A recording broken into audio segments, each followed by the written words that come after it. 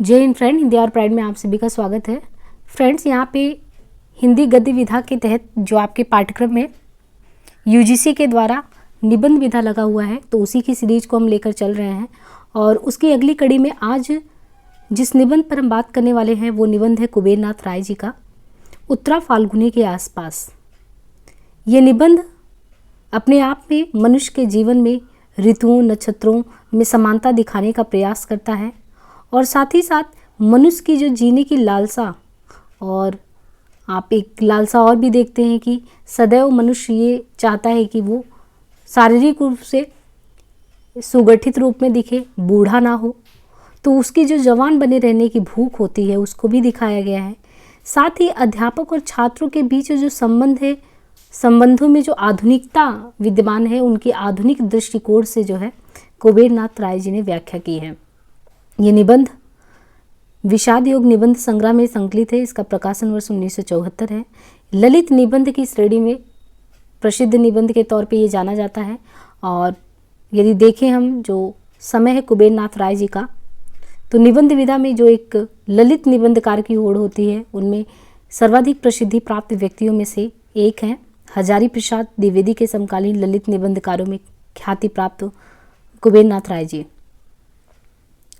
निबंध की भाषा में तत्सम शब्दों के साथ साथ अंग्रेजी शब्दों का भी अच्छा खासा प्रयोग हुआ है। इसके संदर्भ में विश्वनाथ तिवारी जी ये भी कहते हैं कि ये निबंधों में रस झलकता है जब कुबेर नाथ राय जी लिखते हैं। तो चलिए हम निबंध को शुरू करते हैं। उम्मीद है कि इससे पहले कि जितने भी निबंध हैं उनको क्रमशः आप कंप्लीट कर रहे होंगे। पाठ्यक्रम में जितने भी निबंध दिए गए हैं उनको हम इस सीरीज के तहत कवर करने वाले हैं। इसके पूर्व भी हमने काफ़ी निबंधों को कवर किया है, तो आप क्रमशः देखते रहे इसे। उत्तरा फाल्गुनी के आसपास लेखक हैं इसके कुबेर नाथ राय। वर्षा ऋतु की अंतिम नक्षत्र है उत्तरा फाल्गुनी, तो ये है वर्षा ऋतु की अंतिम नक्षत्र है उत्तरा फाल्गुनी। हमारे जीवन में गधा पचीसी सावन मन भावन है, बड़ी मौज रहती है। परंतु 27वें के आते आते, अभी देखिए जीवन के साथ साथ कैसे हमारा जैसे जैसे आयु बढ़ता जाता है, तो लेखक ने उस आयु से जोड़कर जो जीवन को एक नया दृष्टिकोण देने का प्रयास किया। और हमारे मन में क्या चलता है जैसे जैसे हमारी उम्र बढ़ती है, क्या उम्र ही हर एक पैमाना होता है जीवन में कुछ नया करने का, तो ये सारी चीज़ों पे इन्होंने बात की है। बहुत ही कह सकते हैं कि उम्दा निबंध की श्रेणी में से माना जाता है, तो आप इसको अच्छे से सुने, समझने की कोशिश करें। कहते हैं कि वर्षा ऋतु के अंतिम नक्षत्र उत्तरा फाल्गुनी हमारे जीवन में गधा पचीसी सावन मन भावन है, यानी जो 25 का आयु है, गधा पचीसी ये सावन मन भावन का है, बड़ी मौज रहती है इसमें। परंतु जैसे ही हम 27वें के आते हैं, आते आते घनघोर भाद्रपद के अश्नि संकेत मिलने लगते हैं और 30 के वर्षों में हम विद्युन में भाद्रपद के काम क्रोध और मोह का तमिश्र सुख भोगते हैं। तो 30 वर्ष की आयु में जीवन में क्या होता है लेखक ये भी बताते हैं। इसी काल में अपने अपने स्वभाव के अनुसार हमारी शीश इच्छा कृतार्थ होती है।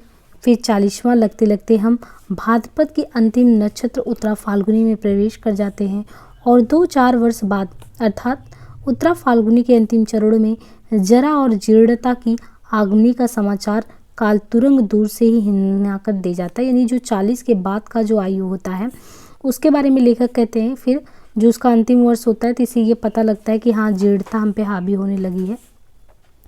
अब यहाँ पे देखिए लेखक ने बहुत बड़ी बात कही है कि वास्तव में अगर देखें तो सृजन संपृक्त सावधान सतर्क सचेत और जो कर्मठ जीवन है जो हम जीते हैं वह है 30 और 40 के बीच। यानी जीवन में जो 30 और 40 वर्ष होता है, 30 से 40 वर्ष का समय वो हमारे जीवन में बहुत महत्वपूर्ण समय हो जाता है। किस चीज़ के लिए? सृजन करने के लिए, सावधान रहने के लिए, सतर्क सचेत और कर्मठ जीवन जो जीना है उसके लिए। फिर 40 से जो 45 का आयु होता है वो 40 से 45 तक उत्तरा फाल्गुनी का काल है। इसके अंदर पग निक्षेप करते ही शरीर की 60 उर्मियों में थकावट आने लगती है। अस्ति जायते वर्धते, ये 3 धीरे धीरे शांत होने लगती हैं, उनका वेग कम होने लगता है। और इनके विपरीत 3 क्या? विपत्रिणमेत अपेक्षते विनश्यति प्रबलतर हो उठती है। उन्हें क्या कहते हैं कि प्रदोष बल मिल जाता है। वे शरीर में बैठे रिपुओं के साथ साठगांठ कर लेती है। यानी जो शरीर में हमारे रोग, जो कष्ट साध्य चीज़ें होती हैं, उनसे ये सारी चीज़ें जो होती हैं क्या कर लेती हैं, रिपुओं से यानी रिपु यानी शत्रु से साठ गांठ कर लेती हैं। और फल क्या होता है? जरा के आगमन का अनुभव होता है। तो जैसे जैसे उम्र आप 40-45 देखिए, जैसे उम्र ढलने लगता है तो आप देखते हैं कि तमाम तरह की बीमारियां आपके शरीर को घेर लेती हैं। लेखक वही कह रहा है कि तब इतनी ज़्यादा बीमारियां आपके शरीर में हो जाती हैं और जरा यानी बुढ़ापा का आगमन हो जाता है। 45 के बाद ही शशि पर कास फटना शुरू हो जाता है। वातावरण में लोमड़ी बोलने लगती है। सुख और सारिका उदास हो जाते हैं। मयूर अपने श्रृंगार कलाप का त्याग कर देते हैं और मानस की उत्पल वर्णा मार कन्याएं चोआ चंदन और चित्रसारी त्याग कर प्रवज्या का बलकल वशन धारण कर लेती हैं। अतः बचपन भले निर्मल प्रसन्न हो, गधा पचीसी भले ही मधु मधुनी मधुनी हो, परंतु जीवन का वह भाग जिस पर हमारे जन्म लेने की सार्थकता निर्भर है वो है 25 और 40। यानी 25 और 40 का जो वायु है ये बहुत ही इम्पोर्टेंट समय है आपके जीवन काल का। यह ठेल ठेल कर 45 के बीच पड़ता है। इसके पूर्व हमारे जीवन की भूमिका या तैयारी का काल है और इसके बाद फलागम या निमिसिस की प्रतीक्षा है जो हमारे हाथ में था, जिसे करने के लिए हम जन्मे थे। वह वस्तुतः घटित होता है 25 और 45 के बीच। इसके बाद तो मन और बुद्धि वनप्रास्थ लेने को काल है। दे भले ही एक मधु, दो मधु, असंख्य मधु 60 वर्ष तक भोगती चले। इसे 25-45 की अवधि में भी असल हीर रचती है तीसोत्री, जो 30 के बाद का समय तीसोत्री के वर्षों का स्वभाव साण पर चली तलवार की है। देखिए यहाँ पे ये इस तरीके से पंक्तियाँ आपके एग्जाम में भी आती हैं कि लेखक कहते हैं कि जो तीसोत्री यानी 30 के उत्तर का समय है, वर्षों का स्वभाव कैसा होता है? साण पर चढ़ी तलवार की तरह। वर्ष प्रतिवर्ष उन पर नई धार, नया तेज बढ़ता जाता है। 40वें वर्ष तक मुझे क्रोध आता है उन लोगों पर जो विधाता ब्रह्म को बूढ़ा कहते हैं और चित्र में तथा प्रतिमा में उन्हें वयोवृद्ध रूप में प्रस्तुत करते हैं। मैंने दक्षिण भारत के एक मंदिर में एक बार ब्रह्मा की एक अत्यंत सुंदर तीसोत्तर यानी 30 के बाद की युवा मूर्ति को देखा था। देखकर ही मैं कलाकार की औचित्य मीमांसा पर मुग्ध हो गया। जो सर्जक है, जो सृष्टि करता है, यानी ब्रह्मा जी को हम कहते हैं सृजन करता है, वो सृष्टि के संचारक है, उन्होंने सृष्टि को निर्मित किया है। तो जो सर्जक है, जो सृष्टि करता है, वह निश्चय ही चिरयुवा, हमेशा चिरायु यानी जब तक जीवन है तब तक वो युवा ही होगा। प्राचीन या बहुकालीन का अर्थ जर्जर या बूढ़ा नहीं होता, जैसा हम हमेशा ये सोचते हैं कि प्राचीन काल की चीज़ें हैं। तो वही लेखक कह रहे हैं कि प्राचीन या बहुकालीन का अर्थ ये नहीं होता कि वो जर्जर है या बूढ़ा है। जो सर्जक है, पिता है, प्रॉफिट है, नई लीक का जनक है, प्रजाता है, वह रूप माधव या रोमांटिक काम किशोर भले ही ना हो, परंतु वह दांत छरा, बाल झरा, गालितम पालितम मुंडम कैसे हो सकता है? वैसे तो उसे तो अनुभवी पुंगो तीसोत्तर युवा के रूप में ही स्वीकारना होगा। जवानी, अब देखिए लेखक यहाँ पे जवानी की परिभाषा देते हैं कि जवानी जो होता है वो एक चमाचम धारदार खड़ग, एक तलवार की भांति है। उस पर चढ़कर असिधारा व्रत या वीराचार करने वाली प्रतिभा ही पावक दग्ध ओठों से देवताओं की भाषा बोल पाती है। युवा अंग के पोर पोर में फास्फोरस जलता है और युवा मन में उस फास्फोरस का रूपांतर हजार हजार सूर्यों के सम्मिलित पावक में भी हो जाता है। मेरी समझ से सृष्टिकर्ता की, कवि की, विप्लव नायक की, सेनापति की, सूरवीर की, विद्रोही की कल्पना श्वेत केश वृद्ध के रूप में नहीं की जा सकती। अतः प्रजापति विधाता को सदैव वो 30 वर्ष के पट्टे सुंदर युवा के सुंदर रूप में ही कल्पित करना समाचीन होगा। वास्तव में 30वां वर्ष जीवन के सम्मुख फण उठाए, यानी जो 30वां साल होता है जीवन का, वास्तव में 30वां वर्ष जीवन के सम्मुख फण उठाए एक प्रश्न चिन्ह को उपस्थित करता है और उस प्रश्न चिन्ह को पूरा उसका समाधान मूल्य हमें चुकाना पड़ता है। किसी भी पुरुष या नारी की कीर्ति गरिमा इसी प्रश्न चिन्ह की गुरुता और लघुता पर निर्भर करती है। गौतम बुद्ध ने 29 वर्ष की अवस्था में गृह त्याग किया था, अमृत के लिए महाविनिष्क्रमण किया। यीशु क्राइस्ट जो थे उन्होंने भी 30 वर्ष की अवस्था में अपना प्रथम संदेश सरमन ऑन दी माउंट गिरिशिखर प्रजानन दिया था और 33वें वर्ष में उन्हें सलीब पर चढ़ा दिया गया। उनका समूचा उपदेश काल 3 वर्ष से भी कम रहा। वाल्मीकि के अनुसार रामचंद्र को भी 30 के आसपास वास्तव में 27 वर्ष की अवस्था में वनवास हुआ था। उस समय सीता की आयु 18 वर्ष की थी और वनवास के 13वें वर्ष में अर्थात सीता के 30वां पार करते करते ही सीताहरण की ट्रेजेडी हो गई। अतः 30वां वर्ष सदैव वर्ण के महामुहूर्त के रूप में आता है और संपूर्ण दशक वर्ण और तेज के दाह से अविष्ट होता रहता है। तीसोत्तर दशक जीवन का घनघोर कुरुक्षेत्र है। यह काल गधा पचीसी के विपरीत एक छूरधार काल है, जिस पर चढ़कर पुरुष या नारी अपने को आविष्कृत करते हैं, अपने मर्म और धर्म के प्रति अपने को सत्य करते हैं तथा अपनी अस्तित्वगत महिमा उद्घाटित करते हैं, अथवा कम से कम ऐसा करने का अवसर तो अवश्य ही पाते हैं। 40 लगने के बाद 45 तक यथा स्थिति उत्तरा फाल्गुनी ही चलती है, पर इसमें ही जीवन की प्रतिकूल और अनुकूल उर्मियां परस्पर के संतुलित होने का खोना प्रारंभ कर देती हैं और प्राण शक्ति अवरोहण की ओर उन्मुख हो जाती है। इसके बाद अनुकूल उर्मियां अस्पष्टता तय कर रहती हैं और प्रतिकूल उर्मियां प्रबल होकर देह की गांठ गांठ में बैठे रिपोज से मिलकर बैठती हैं। मन हारने लगता है, सृष्टि अनाकर्षक और रति प्रतिकूल लगने लगती है, बुद्धि का तेज घट जाता है और वह स्वीकारपंथी कन्फर्मिस्ट होने लगती है और आत्मा की दाहक तेजमयी शक्ति पर विकार की धूम्र छाने लगती है। मैं तो यहाँ पर 45वें वर्ष की बात कर रहा हूँ, परंतु मुझे स्मरण आती है दोस्तों विश्व की, जिसने 40 के बाद ही जीवन को धिक्कार दे दिया था। मैं 40 वर्ष जी चुका। 40 वर्ष ही तो जीवन का काल है। तुम जानते हो कि 40वां माने चरम बुढ़ापा। दरअसल 40 से ज़्यादा जीना असभ्यता है, अश्लीलता है, अनैतिकता है। भला 40 से आगे कौन जीता है? मूर्ख लोग या व्यर्थ लोग? नोट्स फ्रॉम अंडरग्राउंड से दोस्तों विस्की की इस उक्ति का यदि शाब्दिक अर्थ न लिया जाए तो मेरी समझ से उसका यही अर्थ होगा कि 40 वर्ष के बाद जीवन के सहज लक्षणों का परिवर्धन सृजन का आत्मिक और मानसिक स्तरों पर हास्य होने लगता है। पर मैं साठा तब पाठा की उक्ति वाली गंगा की कछार का निवासी हूँ। इसी से इस अवधि को 5 वर्ष और आगे बढ़ाकर देखता हूँ। यद्यपि दोस्तों विस्की की मूल थीसिस मुझे सही लगती है। सख्त इच्छा की प्रक्रिया 40 के बाद से ही हो जाती है, यद्यपि वह अस्पष्ट रहती है, यानी दिखाई नहीं पड़ती है। मैं इस समय 1972 ईस्वी अपना 38वां पावस झेल रहा हूँ। लेखक कह रहे हैं अपने के बारे में 1972 का समय और वो 38वां अपना साल झेल रहे हैं। पूर्व फाल्गुनी का विकारग्रस्त यवन जल पी पीकर मैं क्षिप्त से भी आगे एक पग विक्षिप्त हो चुका हूँ और शीघ्र ही मोहमूढ़ होने वाला हूँ। भाद्र की पहली नक्षत्र है मघ या मघा में अगाध जल है। पृथ्वी की तृषा अश्लेषा और मघा के जल से ही तृप्त होती।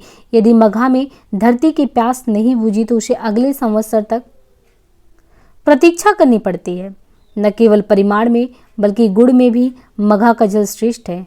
मघा मेष की झाड़ी झकोर का स्तोगान कवि और किसान दोनों खूब करते हैं।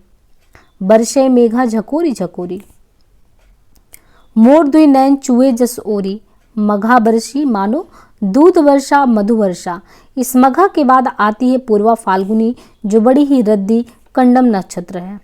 इसका पानी फसल जायदाद के लिए हानिकारक तो है ही, उत्तर भारत में बाढ़ वर्षा का भय भी सर्वाधिक इसी नक्षत्र काल में रहता है। इसी से उत्तर भारतीय गंगा तीरी किसान इसे कीर्तिनाशा कर्मनाशा नक्षत्र मानते हैं। इसके बाद आती है उत्तरा फाल्गुनी, भाद्रपद की अंतिम नक्षत्र, जो समूचे पावश में मघा के बाद दूसरी उत्तम नक्षत्र है। इसका पानी स्वास्थ्यप्रद और सौभाग्य कारक होता है। इस 38वें पावश में अपने जीवन का पूर्वा फाल्गुनी काल में भोग रहा हूँ, यद्यपि साथ ही साथ द्वार पर उत्तरा फाल्गुनी का आगमन भी देख रहा हूँ। 40 आने में अब कितनी देर है? अतः आज पूर्वा फाल्गुनी का अंतिम पान पत्र मेरे ओठों से संलग्न है। क्रोध मेरी खुराक है, लोभ मेरा नयन अंजन है और काम भुजंग पर क्रीड़ा सहचर है। इनको ही मैं क्रमशः विद्रोह, प्रगति और नवलेखन कहकर पुकारता हूँ।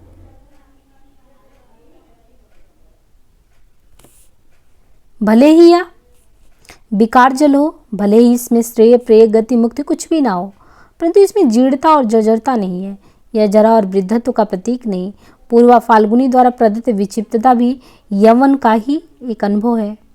मुझे लग रहा था कि मेरे भीतर कोई उपंक बजा रहा है, क्योंकि मेरे सम्मुख द्वार पर काल नट्टिन अर्थात उत्तरा फाल्गुनी त्रिभंग रूप में खड़ी है और मैं उसमें मार की 3 कन्याएं तृषा, रति, आत्री को एक साथ देख रहा हूँ। कंचन पाद कांति पल्लव गुड़ित केस बिंबाधर विशाल बंकिम भूधर चूड़ावर्त नाभि और त्रिवली रेखा से युक्त इस भुवन मोहन रूप को मैं देख रहा हूँ और उसको आगमनी में अपने भीतर बजती उपंग को निरंतर सुन रहा हूँ। उपंग एक विचित्र बाजा है। काल पुरुषों की उंगलियां चटाक चटाक पड़ती है और आहत नाद का छंदोबद्ध रूप निकलता है। बीच बीच में हिचकी के साथ यह हिचकी भी उसी काल विदूषक की बढ़ती है और यह उपंग के तालबद्ध स्वर को अधिक सजीव और मार्मिक कर देती है। मैं अपने भीतर बजते यवन का यह उपंग संगीत सुन रहा हूँ और अपने मनोविकारों का छक्कर पान कर रहा हूँ।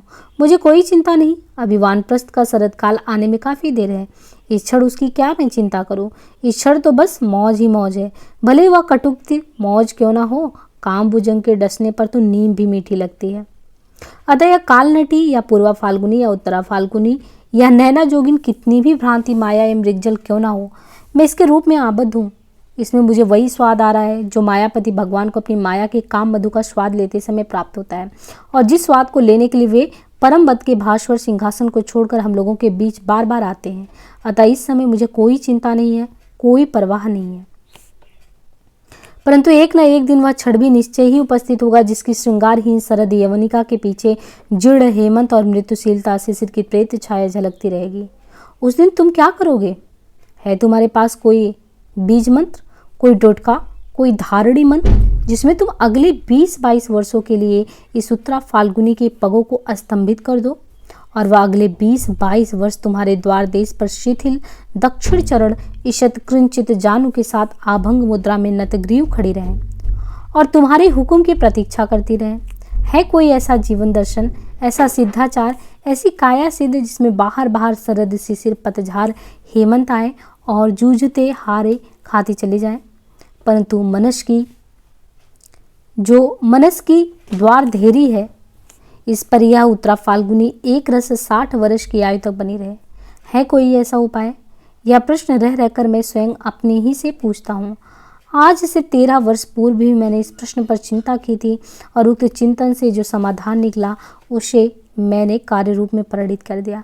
परंतु इन 13 वर्षों में असंख्य भाव प्रतिमाओं की मुंडपात हुए और आज मैं मूल्य के कबंध वन में भाव प्रतिभाओं के केतुकांतर में बैठा हूँ। आज जगत वही नहीं रहा जो 13 वर्ष पूर्व था। एक ग्रीक दार्शनिक की एक उक्ति है कि एक नदी में हम दोबारा हाथ नहीं डाल सकते क्योंकि नदी की धारा क्षण प्रति क्षण ही और होती जा रही है। काल प्रवाह भी एक नदी ही तो है और इसकी भी कोई बूंद स्थिर नहीं है। अतः शताब्दी के 8वें दशक के इस प्रथम चरण में मुझे उसी प्रश्न को पुनः पुनः सोचना है। कैसे जीर्णता या जरा को यदि संपूर्णता जीतना असंभव हो तो भी फांकी देकर असंभव दूरी तक वंचित रखा जाए? कैसे अपने दैहिक यवन को नहीं तो मानसिक यवन को ही निरंतर धारदार, यानी अपने दैहिक यवन को नहीं तो कम से कम ये जो मानसिक यवन है, जो सोचने समझने की क्षमता है, उसी को हमें निरंतर धारदार और चिरंजीवी रखना चाहिए। उस दिन तो मैंने सीधा साधा उत्तर ढूंढ निकाला था कि ययाति की तरह पुत्रों से यवन उधार लेकर, अर्थात मैं कोई नौकरी ना करके कॉलेज में अध्यापन करूं तो मुझे 55 या 60 वर्ष की आयु तक युवा शिष्य शिष्याओं के मध्य वास करने का अवसर सुलभ होगा। लेखक अपने बारे में कह रहे हैं, मैं इनकी आशा, आकांक्षा, उत्साह, साहस, उद्यमता आदि से वैसे ही अनुप्राणित और आविष्ट रहूंगा जैसे चुंबकीय आकर्षण क्षेत्र में पड़कर साधारण लोहा भी चुंबक बन जाता है। परंतु विगत दशक के अंतिम 2 वर्षों में जब मेरे ये बाल खिले सहचरगढ़, यानी जिन बच्चों को वो पढ़ाते हैं तो वो बाल खिले सहचरगढ़ छिन्न मस्ता राजनीति के रंगरूट बनने लगे हैं। कैसे छिन्न मस्ता राजनीति के रंगरूट? जब इन्होंने मेरे गुरुओं गांधी, विवेकानंद, विद्यासागर, सर आशुतोष की प्रतिमाओं का एवं उनके द्वारा प्रतिपादित मूल्यों का अनर्गल मुंडपात करना शुरू कर दिया, जब इनके नए दार्शनिकों ने ये कहना शुरू कर दिया कि अध्यापक और छात्र के बीच भी श्रेणी शत्रुओं का संबंध है क्योंकि अध्यापक भी स्थापित व्यवस्था का एक अंग है और व्यवस्था का भंजन ही श्रेष्ठतम पुरुषार्थ है, तब देश में घटित होती हुई इन घटनाओं पर विचार करके और क्रांति तथा नई पीढ़ी के दार्शनिक यथा हिबूट, मार्क्यूज, चेगवारा, ब्रांडिट कोहन आदि की चिंतन धारा से यथासंभव अल्प स्वल्पे परिचय पाकर मैं इस निष्कर्ष पर पहुंचा कि मैं इन अपने भाइयों, अपने हृदय के टुकड़ों के साथ जो आज छिन्न मस्ता राजनीति के रंगरूट हैं, कुछ ही दूर तक आधे रास्ते ही जा सकता हूँ। विविध प्रकार के नारों से आक्रांत ये नए पुररवा का शाब्दार्थ होता है रौ, यानी आवाज़ों या नारों से आक्रांत या पूरित पुरुष। ययाति पुरानी पीढ़ी का, देखिए यहाँ पे जो ययाति हैं ये पुरानी पीढ़ी के प्रतीक हैं। तो पुनर्नवा जो है ये क्या है, ययाति के बजाय जो ययाति है पुरानी पीढ़ी का प्रतीक है, पुनर्नवा यहाँ पे नई पीढ़ी का प्रतीक है। यदि मुझे यौवन उधार देंगे तो भी मैं बदले में मुझे भी कम्बद में रूपांतरित होने को कहेंगे, और मैं कैसे अपना चेहरा, अपनी आत्मा सत्ता, अपना व्यक्तित्व त्याग दूं? छिन्नमस्त पुरुष बनकर यौवन लेने से क्या लाभ? बिना मस्तक के, बिना अपने निजी नयन मुख कान के इस उधार प्राप्त नव यौवन का क्या अर्थ होगा? रूप, रस, गंध और गान से वंचित रह जाऊंगा। केवल सिसोदर वाला व्यक्तित्व लेकर कौन जीवन यौवन पुररवाओं की नई पीढ़ी से दान के रूप में नहीं लेना है। वो कहते हैं कि भोगना चाहेगा, कम से कम बुद्धिजीवी तो नहीं ही। आत्मार्थ पृथ्वी त्याजिते, अतः मुझे चिर यौवन को इन शिष्य पुररवाओं की नई पीढ़ी से दान के रूप में कुछ नहीं लेना है। 13 वर्ष पहले का चिंतित समाधान आज व्यर्थ सिद्ध हो गया है। मुझे अन्यत्र चिर यौवन का अनुसंधान करना है। कहीं ना कहीं मेरे ही अंदर अमृता काल की गांठ होगी, उसे ही मुझे आविष्कारित करना होगा। जो बाहर अप्राप्य है वह सब कुछ भीतर भीतर सुलभ है, यानी जो बाहर हमें नहीं आसानी से प्राप्त हो सकता है वो सब कुछ हमारे अंदर ही है। मैं अपने ही हृदय समुद्र का मंथन करके प्राण और अमृत के स्रोत किसी चंद्रमा को आविष्कारित करूंगा। आविष्कृत 13 वर्ष पुराना समाधान आज काम नहीं आ सकता। मैं मानता हूं कि समाज और शासन में शब्दों के व्यूह के पीछे कपट पाला जा रहा है। मैं बालखिलियों के क्रोध की सार्थकता को स्वीकार करता हूं, पर साथ ही साथ छिन्नमस्ता शैली के सस्ते, रंगांत और आत्मघाती समाधान को भी मैं बेहिचक, बिना सील मुरव्वत के अस्वीकार करता हूं। अपना मस्तक काट कर स्वयं उसी का रक्त बिना तंत्राचार वीराचार हो सकता है, परंतु यह ना तो क्रांति है और ना समर। पुरानी पीढ़ी का चिर यक्षत्व तो मुझे भी अच्छा नहीं लगता। मैं भी चाहता हूँ कि वह पीढ़ी अब खिजाब आरसी का परित्याग करके संन्यास ले ले। शासन और व्यवस्था के पुतली घरों की मशीन कन्याएं उनकी बूढ़ी उंगलियों के सूत्र संचालन से अब ऊब गई हैं और उनकी गति में रह रहकर छंद पतन हो रहा है।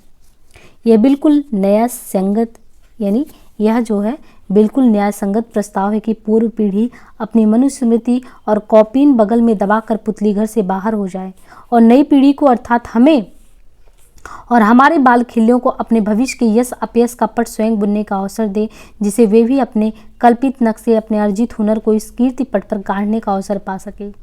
ये सब सही है, परंतु क्या इन सब बातों की संपूर्ण सिद्धि के लिए इस पुतली घर का ही अग्निदाह, पुरानी पीढ़ी द्वारा बुने कीर्तिपट के विस्तार का दाह, उनके श्रम फल का तिरस्कार आदि जरूरी है? क्या ऐसा सब करना एक आत्मघाती प्रक्रिया नहीं है? इस स्थल पर डॉक्टर राधाकृष्णन या आचार्य विनोबा भावे की राय को उद्धृत करूं तो वह क्रांति के इन दुग्ध कुमारों के लिए कौड़ी की 3 ही होगी। अतः मैं लेनिन जैसे महान क्रांतिकारी की राय उद्धृत कर रहा हूं। 1922 ईस्वी में लेनिन ने लिखा था, क्या लिखा था लेनिन ने, कि उस सारी सभ्यता संस्कृति को जो पूंजीवाद निर्मित कर गया है हमें स्वीकार करना होगा और उसके साथ उसके द्वारा ही समाजवाद गढ़ना होगा। पूर्व पीढ़ी के सारे ज्ञान, सारे विज्ञान, सारी यांत्रिकी को स्वीकृत कर लेना होगा, उनकी सारी कला को स्वीकार कर लेना होगा। हम सर्वहारा संस्कृति के निर्माण की समस्या तब तक हल नहीं कर सकते जब तक यह बात साफ साफ ना समझ लें कि मनुष्य जाति के सारे विकास और संपूर्ण सांस्कृतिक ज्ञान को आहरण किए बिना ये संभव ही नहीं है, और उसे समझकर सर्वहारा संस्कृति की पुनर्रचना करने में हम सफल हो सकेंगे। सर्वहारा संस्कृति अज्ञात शून्य से उपजने वाली चीज़ नहीं है और न उन लोगों के द्वारा गढ़ी ही जा सकती है जो सर्वहारा संस्कृति के विशेषज्ञ विद्वान कहे जाते हैं, या सब बातें मूर्खतापूर्ण हैं, इनका कोई अर्थ नहीं होता। सर्वहारा संस्कृति उसी ज्ञान का स्वाभाविक सहज विकास होगी जिसे पूंजीवाद, सामंतवादी और अमलातांत्रिक व्यवस्थाओं के जुओं के नीचे हमारी संपूर्ण जाति ने विकसित किया है। यह बात स्वामी दयानंद या पंडित महावीर प्रसाद द्विवेदी की होती तो बड़ी आसानी से कह सकते कि मारो गोली। सब बुजुर्गा बकवास है, पर कहता है क्रांतिकारियों का पितामह।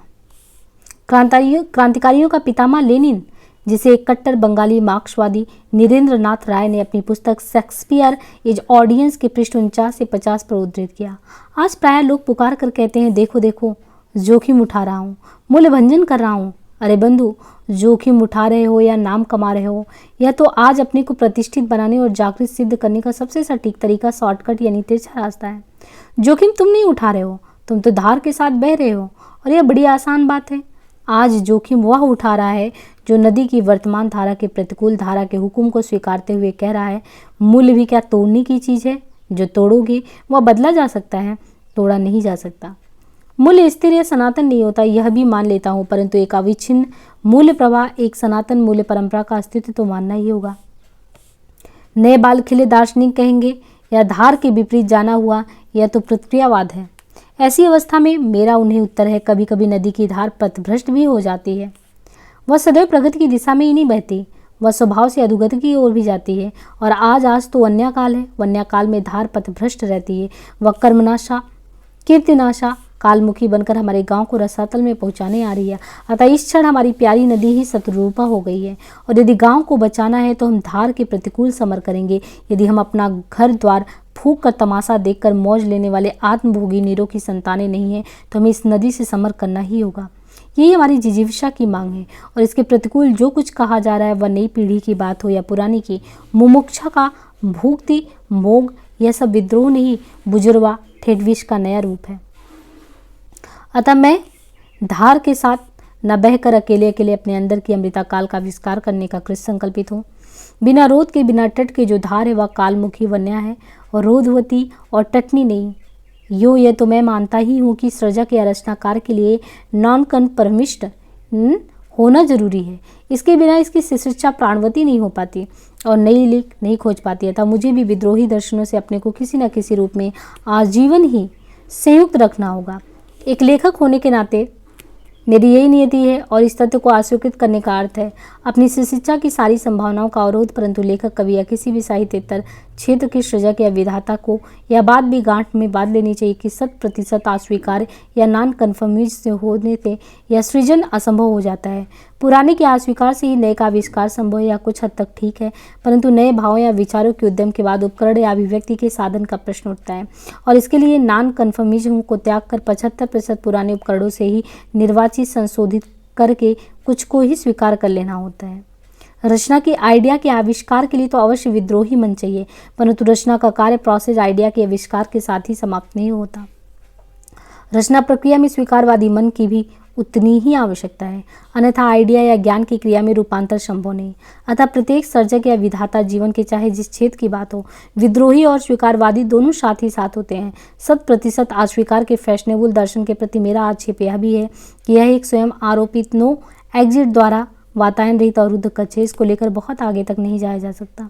यह दर्शन विषय और विद्या दोनों की नकारात्मक सीमा बात कर बैठा, और इसके द्वारा अपने स्व को भी पूरा नहीं पहचाना जा सकता, तो स्व से बाहर इतिहास और समाज को समझने की तो बात ही नहीं होती। और यह 100% अस्वीकार का दर्शन कभी अस्तित्ववाद का चेहरा लेकर आता है, तो कभी नव्य मार्क्सवाद का। क्लासिकल मार्क्सवाद से भिन्न, और ये दोनों मानसिक बौद्धिक स्तर पर मौशेरे भाई हैं। ये एक ही हसोन्मुखी संस्कृति की संतानें हैं। योगशास्त्र में मन की 5 अवस्थाएं कही गई हैं। मन की यानी क्षिप्त अवस्था, विक्षिप्त अवस्था, विमूढ़ अवस्था, निरूढ़ और आरूढ़ अवस्था। ये दोनों दर्शन विमूढ़ स्थिति के 2 भिन्न संस्करण है, तथा दोनों ही त्याज्य है। या बाढ़ वन्या का काल है। नदी अपनी दिशा भूलकर कुल छोड़कर उन्मुक्त हो गई, तथा बुद्धिजीवी वर्ग से धीरता और संयम अपेक्षित है। घबराकर वन्या की पथभ्रष्ट धार के प्रति आत्मसमर्पण करने की अपेक्षा जल के उत्तरण वन्या के उतार की प्रतीक्षा करना ज्यादा उचित है। पानी हटने पर नदी पर कुलों के बीच लौट जाएगी। नदी अपनी सैया यदि बदल भी दे तो भी नई सैया के साथ कोई कुल कोई और हो तो उसे स्वीकार करना ही होगा। यह नया कुल भी उसी पुराने कुल के ही समानांतर होगा। नदी तब भी समुद्रमुखी ही रहेगी, उलटकर हिमाचल मुखी कभी नहीं हो सकती। अतः इस वन्या नाट के विस्कंभक के बीच का समय मैं ना तो बहुत महत्वपूर्ण मानता और ना ही बहुत चिंताजनक। मैं बिल्कुल अविचलित हूँ। मेरा विश्वास है कि कल नहीं तो परसों हम अर्थात पुरानी पीढ़ी का युवा और मेरे बाल खिले छात्र छात्राएं अर्थात जो नई युवा पीढ़ी दोनों मिलकर इस शासन एवं व्यवस्था के पुतली घर की नृत्य कन्याओं के कथक नृत्य को साथ साथ संचालित करेंगे। यह पुतली घर ऐसा है कि इसमें अनुशासित संयमित तालबद्ध कथक ही चल सकता है, अन्यथा जरा भी छंद पतन होने पर कोई ना कोई भयावह पुतली एक ही झपट्टे में हड्डी आंत तक का भक्षण कर डालेगी, क्योंकि इन पुतलियों में से कोई कोई विष कन्याएं भी हैं। अतः मैं चेष्टा करूंगा कि अपने अंदर की अमृता काल का आविष्कार करके इस उत्तर फाल्गुनी काल को 20-22 वर्ष के लिए अपने अंतर में स्थिर अचल कर दूं। बाहर बाहर चाहे शरद बहे या निदाद हूँ करे, तब मैं अपने बाल खिले सहचरों के साथ व्यवस्था की इन पुतलियों का छंदोबद्ध नृत्य भोग सकूंगा। और एक दिन वह भी आएगा जब कोई चिल्ला कर मेरे कानों में कहेगा 5 o'clock 5 बज गए हैं। कोई मेरे शीश पर घंटा बजा जाएगा, कोई मेरे हृदय में बोल जाएगा बहुत हुआ, बहुत भोगा अब नहीं। अब वह अहम अमृतम इच्छामि अहम अनफ्रास्त चिरस्यामि। और तब मैं व्यवस्था के पुतली घर की नियंत्रक कन्याओं से माफ़ी मांगकर उत्तर पुरुष की जय जयकार बोलते हुए मंच से बाहर आ जाऊंगा और अपने को विसर्जित कर दूंगा। लोकरण्य में खो जाऊंगा अपरिचित वृक्षोमम अवसर प्राप्त रिटायर्ड स्थाणु के महाकांतर में। पर अभी नहीं, अभी तो मैं विशेश्वर के साण की तरह जवान हूँ। तो देखिए लेखक ने यहाँ पे